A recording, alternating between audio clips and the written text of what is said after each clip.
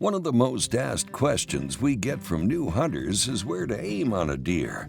Let's sit down with Wade as he discusses where he likes to aim and what happens to that deer after you take the shot. A quick way to start a lot of debates around a gun store or a campfire or basically anywhere deer hunters gather, I mean, even typing on your keyboard on social media, is talk about where to shoot a deer. The decision on where to aim at is based in my opinion, a lot of times on what you're hunting with, as well as your skill level and the emotions in the moment. Some people can control their emotions better than others, but the goal is to obviously hit a deer in the vitals. And the vitals are a lot of different places, things like the heart, the lungs, the liver. In the first place that we all want to hit is the heart. I mean, the heart is it's a guaranteed kill. I call it running dead. When you hit an animal in the heart, he's gonna run and die a lot of times if he doesn't just collapse right there, depending on what you're doing. But that running dead also can cause a lack of blood, because a heart shot, I mean, you're blowing everything up. It's not pumping blood like it would, so it can be a tracking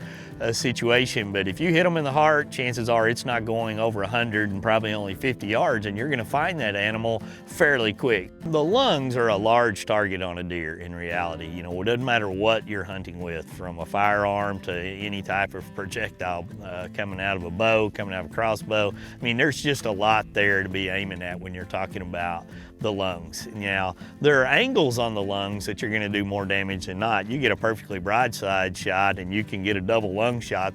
That's gonna be ideal. It's gonna blow through.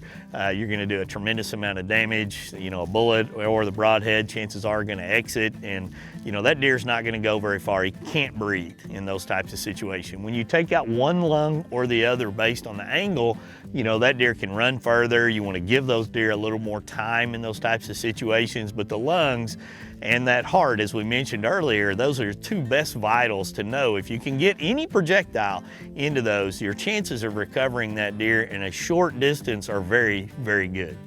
The liver is another key vital aspect. It's not generally gonna go too far, but it's where I probably make my largest mistakes when I'm tracking.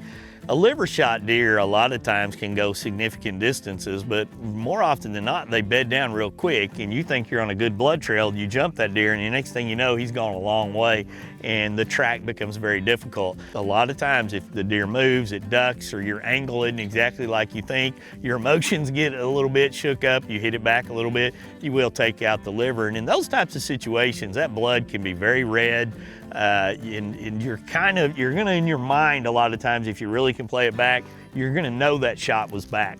And in those situations, if you go too soon, you're probably gonna jump that deer. If you think you hit the liver, give that deer sufficient time to die. It's gonna die if you hit it in the liver. I mean, it's a vital key area. It can't live without it, but it may take it longer than you think it will.